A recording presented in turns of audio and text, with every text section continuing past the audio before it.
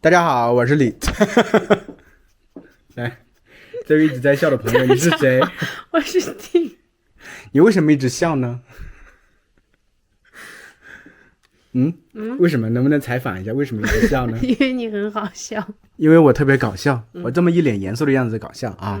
因为我们今天要聊一个特别严肃的话题啊。有些朋友对中国啊有很多这个奇怪的想法啊，不知道是通过什么渠道知道的啊，所以我们今天可能想破除一下大家一些误解也罢，刻板印象也罢啊。就说有些朋友说好像觉得中国人啥都吃，你是这样想的不？好像是哈。真的你是这样想的吗？我们今天不是要给大家破除迷信吗？为什么？好像也不是哈。那到底是不是？好的，这个人笑着哭了啊！这个问题太难了，为什么给我们出这样的难题呢？啊，好的，我们继续，请正经的来回答这个问题。从科学的角度，你觉得一下，你觉得中国人是真的什么都吃吗？肯定不是，这句话太宽泛了。比如说我不吃的东西非常非常多。非常多，到底是指什么呢？我想就是大家说这句话，主要是说中国人会吃一些奇奇怪怪的东西，比如嘞，比如鸡爪。鸡爪这很奇怪吗？很多外国人不是一开始都会感觉这是 like the baby feet。不会 baby feet 这么丑吗？尖尖的。就会感觉有一点恐怖啊，就有点啊，是哈。要是来个影子一照，鬼手一样。再一个好像是中国人喜欢吃内脏，还有虫子。那你吃吗？我不，以上都不。内脏你不吃？内脏我吃。你开什么玩笑？昨天才吃了火锅，昨天吃毛肚了吗？吃了。内脏我吃，我非常喜欢吃内脏。对啊，所以其实你是觉得这句话是有一定的道理，但可能有点太过宽泛，对吧？对，因为说实话，中国毕竟是一个特别特别大的国家，对吧？我觉得可能每个地方的饮食习惯也不一样。对吧？对啊。因为你是作为一个陕西的代表啊，能告诉我们你们陕西人主要平常吃什么吗？我们面食，各种各样的面食，用面粉做的。面粉做的。你为什么只对着我？你自己不收音吗？我收音，因为我声音响，你的声音轻。那面食主要你有哪些？你刚才说了吗？我好像没听到，有点耳背。我没说啊。好。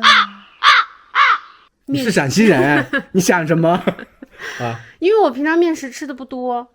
你是陕西人，然后你说你陕西人主要吃面食，然后你又说了一句我平常面食吃的不多。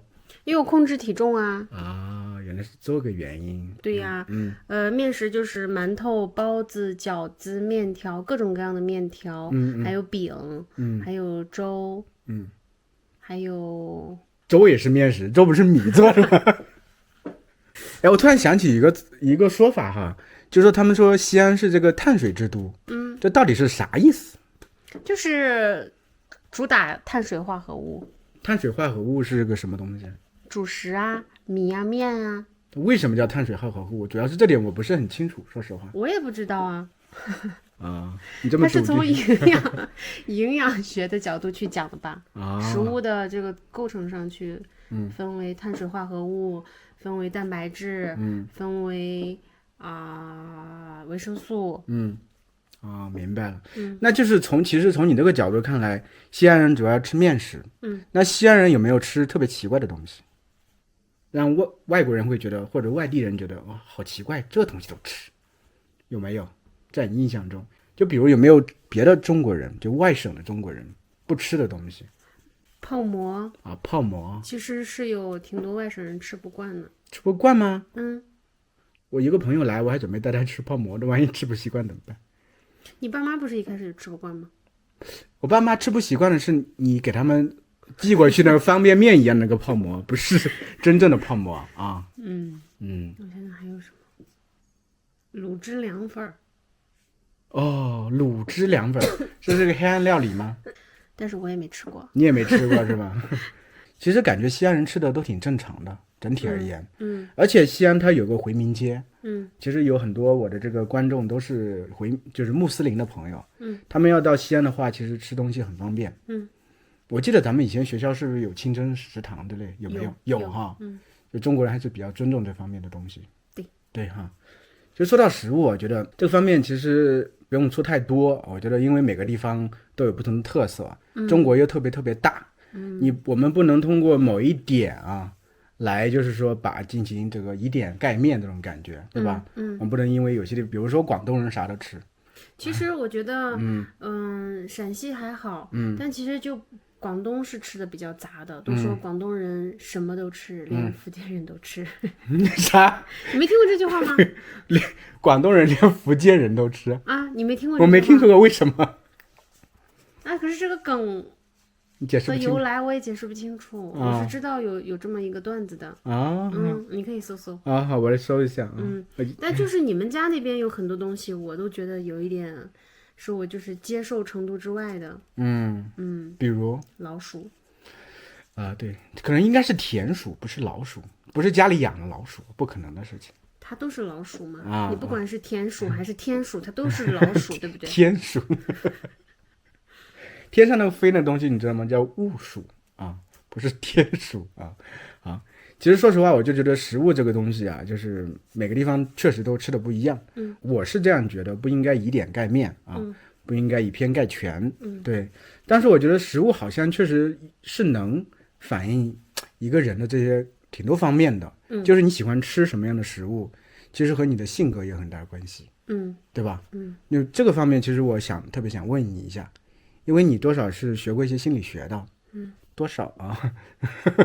这个问题你是怎么去看待这个问题？而且说实话，我也知道啊，因为作为你老公很多年了啊，就是知道你喜欢囤积食物。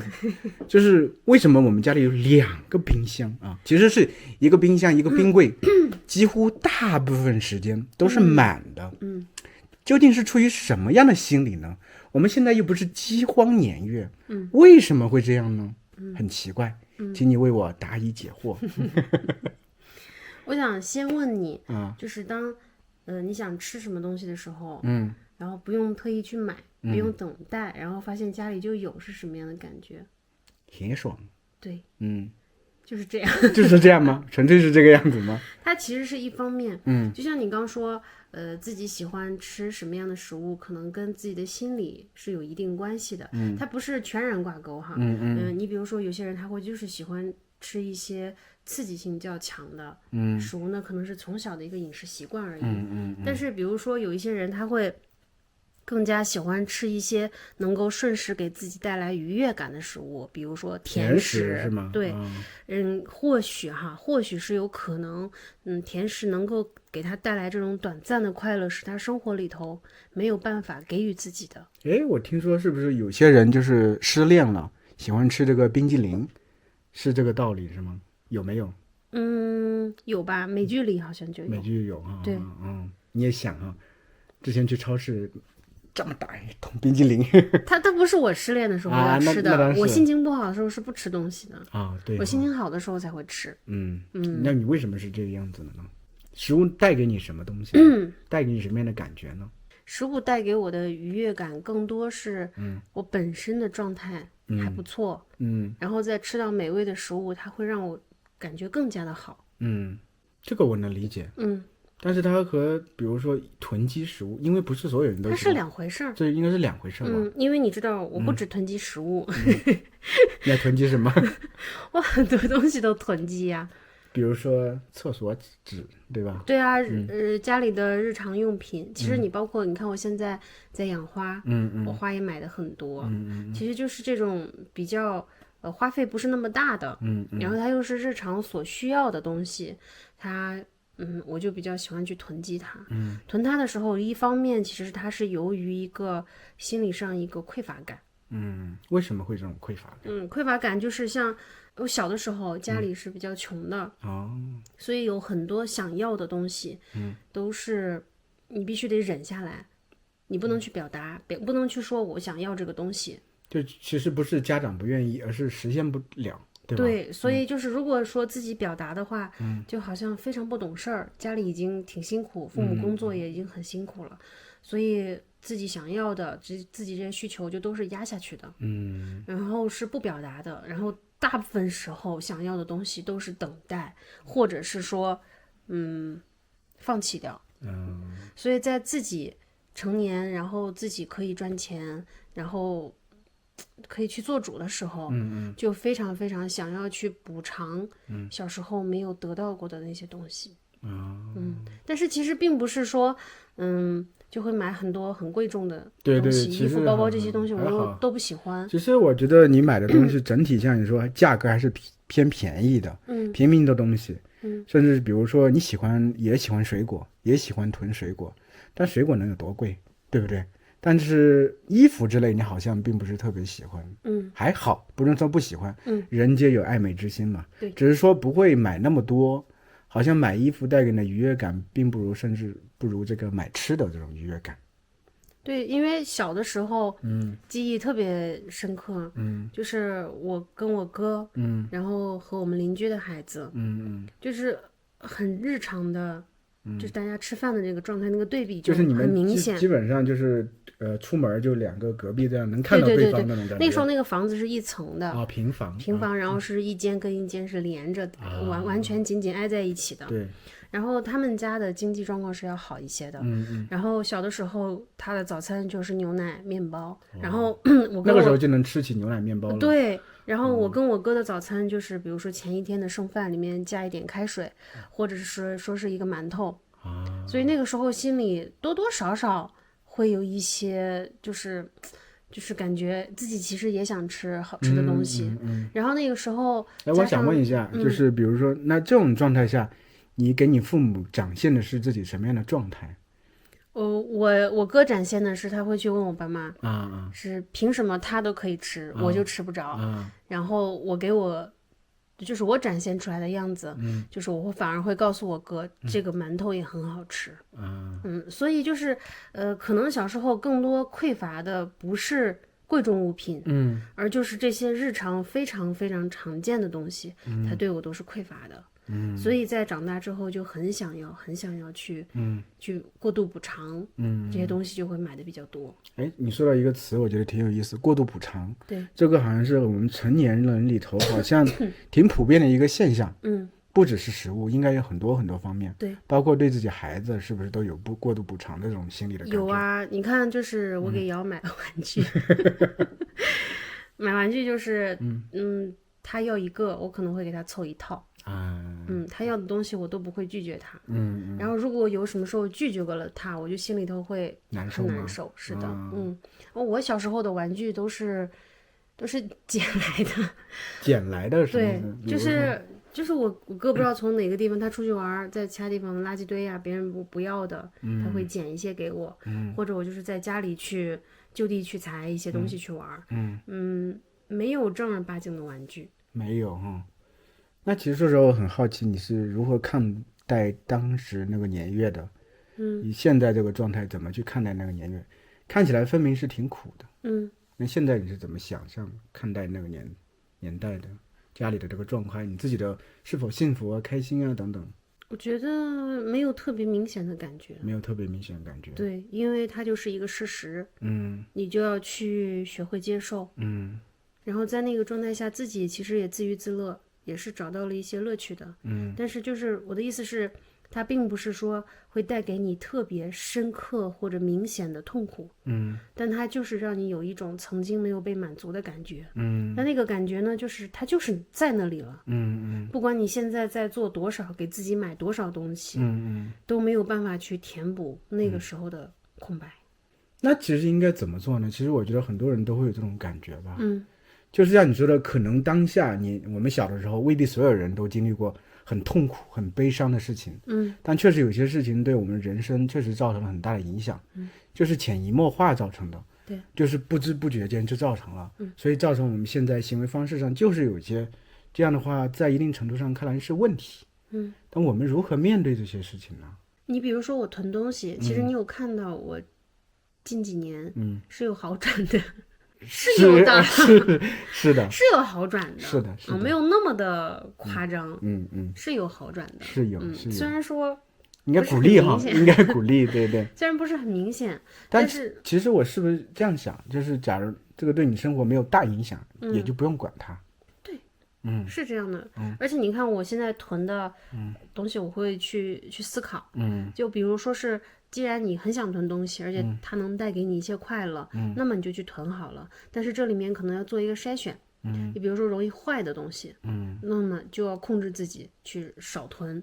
那么你比如说像卷纸啦、抽纸啦这种，不用考虑它保质期的，那么你囤它给你带来快乐，其实也是 OK 的，也是无所谓哈。对啊，也是无所谓的，也是 OK 的。哎，说到这点，我想问一下，就是你们女人的购物心理，就是其实确实家里头主要买东西主要是女人嘛，就是为什么有时候会买那么多？因为便宜啊，因为几件打折啊，有便宜不买是傻子。对，就所以说这些平台完美的抓住了你们这些心理。对呀。就感觉很骄傲。对呀，有时候买到很划算的，特别开心，是吧？所以就是不只是说囤东西，还有就是当你会就是省了一笔的时候，这个感觉也是很好的。对，其实我还有一点还想了解，关于食物方面是有些关系。你好像挺喜欢看这个吃播，那吃播说实话，我就看有些人吃的东西那么大一口。咣当一下就下去了，他好像也不是真的特别享受的感觉，但是可能是不是因为画面上看起来有食欲还是怎么样，满足了你哪一部分的心理，你会觉得有时候我好累，我就想看下吃播休息一下，等等这种是什么样的心理？就是我很想吃好吃的，但是因为控制体重我不能吃，就这样。就是因为可以看别人吃，我可以感觉好像自己已经满足了一样吗？对，至少能满足一点点吧。那你觉得大部分那么爱看吃播的人都和你这种差不多的心理吗？还是怎么样？你这个问题问的挺没水平的。好，那你能不能给我自问自答一下，自己出一个类似的问题？就是我觉得不要把所有的问题都看得那么高深。它有时候其实就是简简单单的，简简单单能够在这一刻给你带来一些愉悦感。然后让你分泌一些多巴胺，我觉得就 OK 了。有时候不要去什么都跟自己小的时候去挂钩，跟自己的经历、跟自己的性格去挂钩，没有必要。是，这点我简简单单的，我觉得是蛮好的。只不过有些事情，如果说已经影响了你现在的生活，你会发现我喜欢囤东西，我喜欢囤吃的，但是就是过一段时间我再去清理的时候，会发现这些东西我都没吃，全部过期了，它又是一个浪费。